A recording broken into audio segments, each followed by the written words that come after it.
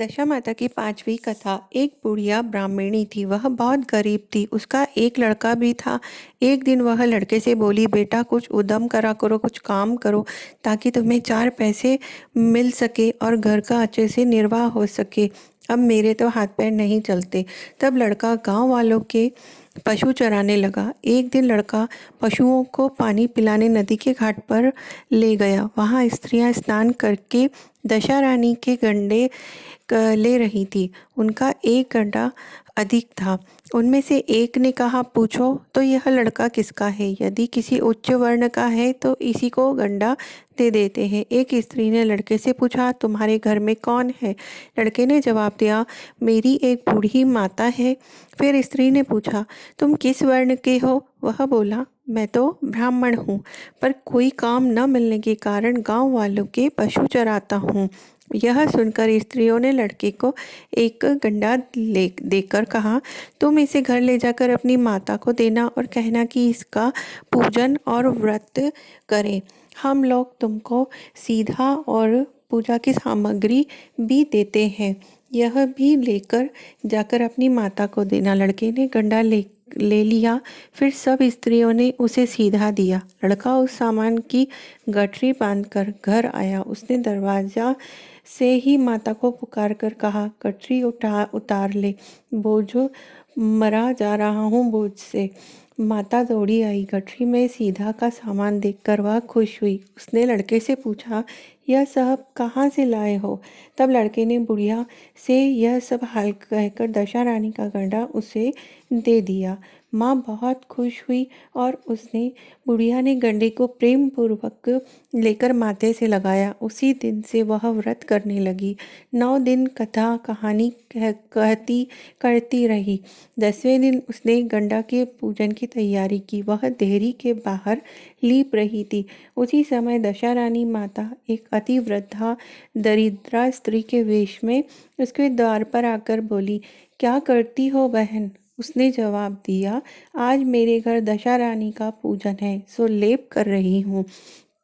तब दशा रानी ने कहा, मुझे बहुत प्यास लगी है, थोड़ा पानी पिला दो। तब बुढ़िया ने कहा, मैं तो मिट्टी के बर्तन से पानी पीती हूँ, लोटा लुटिया मेरे कुछ है ही नहीं, तुमको पानी दूँ तो किस तरह? एक कटोरी ही मेरे घर में है, वह भी न जाने कहाँ पड़ी होगी। जरा तुम ठहरो, कटोरी उठाकर लाती हूँ और तुमको पानी पिलाती हूँ। बुढ़िया हाथ धोकर कटोरी लेने अंदर गई। तब तक दशा रानी माता उस बुढ़िया के दरवाजे पर एक सोने का घड़ा रखकर अंतर ध्यान हो गई। बुढ़िया कटोरी लेकर दरवाजे पर आई तो सोने का घड़ा देखकर सोचने लगी, यह बुढ़िया कहाँ चली गई? वह उठकर इधर उधर उसे देखने लगी। वह उठाकर उसे उसने रख लिया। मुझे चोरी लगेगी, बुढ़ापे में इज्जत जाएगी। इसी चिंता में वह बुढ़िया रूपी इस दशा रानी माता को ढूंढने लगी। तब तक उसका बेटा आ गया। लड़के ने पूछा, किसे खोजती हो माता? तो वह बोली कि एक बुढ़िया न जाने कहाँ से आई और यहाँ सोने का घड़ा रखकर भाग गई। जिसके न कहा वही तो दशा रानी थी।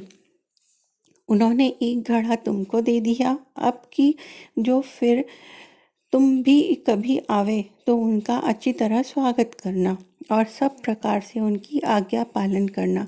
तुम जब नहाने जाओ तो नदी के घाट पर जो चीज़ें तुमको मिली थी उनको दशा रानी का दिया हुआ समझकर अंगीकार करना। किसी ने पूछताछ ना करना कि यह चीज़ किसकी है, वहाँ कहाँ से आई है। बस तुम तो अपनी पूजा में ध्यान लगाना, नहीं तो दशा रानी नाराज हो जाएगी।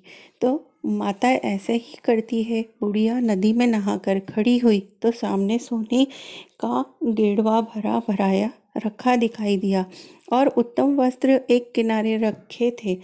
बुढ़िया ने किसी से पूछताछ किए बिना ही उन वस्त्रों को पहन लिया। गेड़ुआ हाथ में लेकर वह घर चलने को आई। तभी वहाँ पर 4 कहार डोली के साथ आ पहुँचे और बुढ़िया से बोले, यह डोली तुम्हारे लिए आई है, उसी में बैठकर चलो। बुढ़िया डोले में बैठकर घर आई तो देखती क्या है कि जहाँ उसकी टूटी फूटी झोपड़ी थी वहाँ पर एक कंचन सोने का महल खड़ा हुआ था। बुढ़िया ने महल के भीतर जाकर श्रद्धा और भक्ति पूर्वक दशा रानी के गंडे की पूजा के की और अंत में हाथ जोड़कर यह वरदान मांगा, हे महारानी, जैसे तुमने मुझको यह संपत्ति दी है वैसे ही लड़के का विवाह हो जाए, तब यह सब शोभा दे। कुछ ही दिनों बाद लड़के का विवाह हो गया और बहुत ही सुंदर सुशील बहू घर में आ गई। तब बुढ़िया ने दशा रानी से यह दूसरा वरदान मांगा, जैसे मेरे बहू बेटे हैं वैसे ही पोता पाऊँ। कुछ दिनों बाद बुढ़िया के लड़के को भी लड़का हो गया। एक दिन बुढ़िया ने बहू को समझाया, मेरी यह सब संपत्ति दशा रानी की दी हुई है, उन्हीं की कृपा से तुम भी इस घर में आ पाई हो। यदि मैं मर जाऊं तो कभी भी एक मैली कुचैली बुढ़िया तुम्हारे घर आवे तो उसका विनय पूर्वक स्वागत करना। यदि उसकी नाक बहती हो तो उसे आंचल के छोर से पोंछना, घिन नहीं करना, प्रार्थना करना कि हे माता, यह सब आपका ही दिया हुआ है। जब कभी दशा रानी के गंडे पड़े तब उनको अवश्य लेना और श्रद्धापूर्वक पूजा करना। जब कभी तुम पर कोई संकट पड़े तो सुहागिनों को न्योता देना। दशा रानी की कृपा से तुम्हारी सब इच्छा पूरी हो जाएगी। कुछ दिनों बाद बुढ़िया मर गई। तब दशा रानी ने सोचा कि अब चलकर देखना चाहिए कि बहू सास के वचन को कहाँ तक पालन करती है। अतः वह एक वृद्धा भिखारिन का वेश धारण कर उसके घर आई।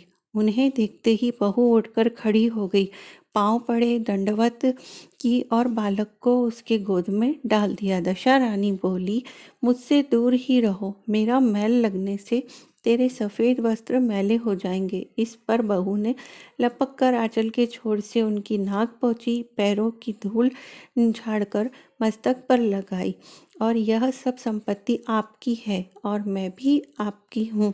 ऐसा कहकर वह दशा रानी को पूरा मान सम्मान देने लगी। उसकी इसी श्रद्धा देखकर दशा रानी ने आशीर्वाद दिया, तेरी ऐसी धर्म बुद्धि है तो भगवान सदैव तेरा भला करेंगे, तेरा भंडार भरपूर रहेगा, कभी भी तुम्हें कोई कमी नहीं आएगी, कभी किसी बात की चिंता तुझे ना सताएगी। जो तू इच्छा करेगी सो फल पाएगी। यह कहकर दशा रानी अंतर ध्यान हो गई। दशा रानी ने जैसी कृपा दृष्टि बुढ़िया ब्राह्मणी पर की वैसी ही अपने सब भक्तों पर करे। कथा के सुनने और सुनाने वाले सभी का कल्याण हो। बोलो दशा माता की जय। धन्यवाद। Thanks for watching.